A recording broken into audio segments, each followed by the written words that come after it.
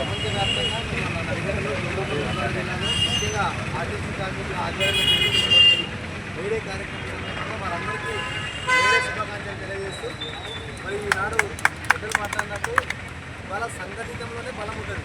అందరం సంఘటితంగా ఉన్నప్పుడే ఏదైనా సాధించుకోవచ్చు. పోరాటంలో ఆశ ఉంటుంది. ఇదే వేడైతే నినాదము. మరి ఎప్పుడైతే సంఘటితంగా మనమంతా బయటకు వస్తామో, రోడ్ల మీదకి వస్తామో, పోరాటాలకు వస్తామో అప్పుడే మన హక్కులు మనకు వస్తాయి. వాళ్ళ సామ్రాజ్యవాదానికి అంటే పెట్టుబడిదారి వ్యవస్థకి కార్మిక వర్గానికి ప్రపంచంలో యుద్ధాలు నడుస్తున్నాయి.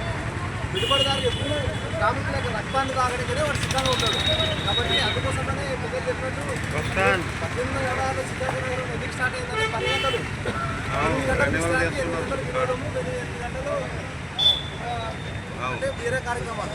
సో ఇంకా 24 గంటలు నిర్వహించాలని ఆ రోజు కార్మికులందరూ ఏ మార్కెట్ అని శ్రీకాకుళ నగరంలో ఏ మార్కెట్ దగ్గర జరిగినటువంటి అంటే అత్యంత దుర్మార్గమైన ఘటన అది. మరి ఆ రోజు అక్కడ ఉన్న ప్రభుత్వాలు పెట్టుబడి వ్యవస్థ పెట్టుబడి సామ్రాజ్యవాదులు మరి చేయడం వల్ల ఆ రోజు ప్రపంచంలో ఉన్నటువంటి కార్మికులు ఐక్యం కావడం వల్లనే మనం భారతదేశంలో కూడా వాళ్ళ వేడే జరుపుకుంటున్నాం. ఇవాళ కార్మికులకు హక్కులు వచ్చినాయంటే మరి అదే నిదర్శనం. కాబట్టి నిజంగా మరి ప్రపంచంలో కార్మికుల యొక్క శక్తి చాలా గొప్పది. ఎందుకంటే ఈ దేశంలో కార్మికులు లేకపోతే ఏది కదలదు, బస్సు కదలదు, చక్రం కదలదు, ఏది షాపింగ్ మాల్స్ రావడం ఎక్కడ పోయినా ఈ ప్రపంచంలో అన్ని వ్యవస్థలలో కార్మికులే ఈ దేశానికి పెట్టుబడి. ఈ దేశానికి సంపద ఎవరు? కార్మికులే. పాలక వర్గాలు కాదు, పెట్టుబడిదారులు కాదు, కార్మిక వర్గమే శక్తి. కార్మికుల రక్తమే చెమటలే ఈ దేశానికి పెట్టుబడి అని మరొకసారి తెలియజేస్తా ఉన్నాం.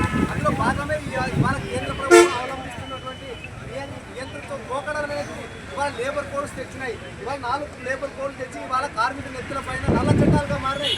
వాటిని కూడా మరి రద్దు చేసుకునేటువంటి పరిస్థితి రావాలి ఈ దేశంలో. ఖచ్చితంగా వాటి కోసం కూడా పోరాటం చేయాల్సిన ఆవశ్యకత ఉంది.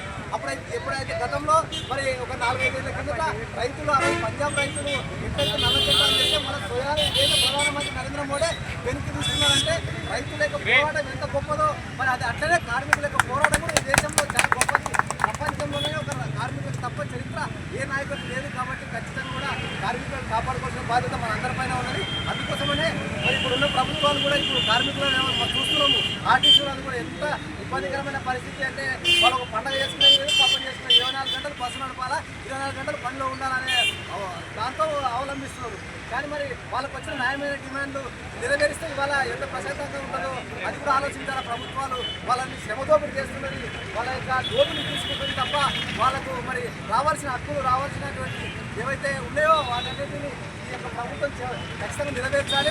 మరి మాటలు చెప్పేది కాదు. ఖచ్చితంగా ఏవైతే డిమాండ్ వాళ్ళు పెట్టినారో ఆర్టీసీ కార్మికులు మరి ఖచ్చితంగా వాటిని ఇంప్లిమెంటేషన్ చేసే విధంగా కూడా ముందుకోవాలి. నిజంగా మహాలక్ష్మి పథకం అన్న చెప్పినట్టు అది ప్రభుత్వ పథకం అంటున్నారు. కానీ అది కార్మిక పథకం. ఎందుకంటే ప్రభుత్వ పథకం అయితే ప్రభుత్వమే కార్మికులకి 400 కోట్లు ఆ నెలకి ఆర్టీసీలకి మరి ఎందుకు ఇస్తలేదు?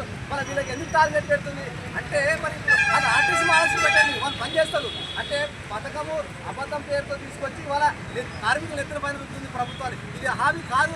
ఇది వాళ్ళు ఇచ్చిన ఎన్నికల్లో మేనిఫెస్టోలో ఉన్నటువంటి హామీ కాదు. నిజంగా హామీ అయితే నెలకు 400 కోట్ల రూపాయలు మహాలక్ష్మి కింద ఆర్టీసీ కార్మికులకు ఇవ్వాలి, ఆర్టీసీకి ఇవ్వాలి. ఎందుకు ఇస్తలేదు? ఇట్లా అబద్ధపు అసత్యపు ఆరోపణ మాటలతో కాలం వెళ్ళదీస్తున్నటువంటి రేవంత్ రెడ్డి ఖచ్చితంగా కార్మికులకి మొన్న ఏవైతే 3 రోజుల సమ్మెలో భాగంగా ఇచ్చిన డిమాండ్లు ఆర్టీసీని ప్రభుత్వంలో విలీనం చేయాలా, కొత్త ఎలక్ట్రిక్ బస్సులు పెట్టాలి. మరి అన్ని రకాలుగా చేసినప్పుడే వీళ్ళకి కూడా మనశ్శాంతి ఉంటుంది, కార్మికుల యొక్క హక్కులు సాధించుకున్నటువంటి ఉంటుందని ఈ సందర్భంగా తెలియజేస్తూ మన గద్వాల ఆర్టీసీ కార్మికులు కూడా ఐక్యంగా ఉండే విధంగా కూడా మన పోరాటం నిరూపించింది. ఎందుకంటే యూనియన్ లేనప్పుడు కూడా అందరూ తాటిపైకి వచ్చి అంటే శాంతియుతంగా ఏ ఆలోచన లేకుండా ప్రశాంతంగా చేస్తే ప్రభుత్వమే దిగొచ్చి ఒప్పుకుంది. కానీ వాటికి స్వాగతిస్తున్నాం. కానీ వాటిని నెరవేర్చినప్పుడే మన యొక్క లక్ష్యం నెరవేరుతుందని ఈ సందర్భంగా తెలియజేస్తూ మరొకసారి కార్మిక సోదర వర్గానికి అందరికీ తెలియజేస్తూ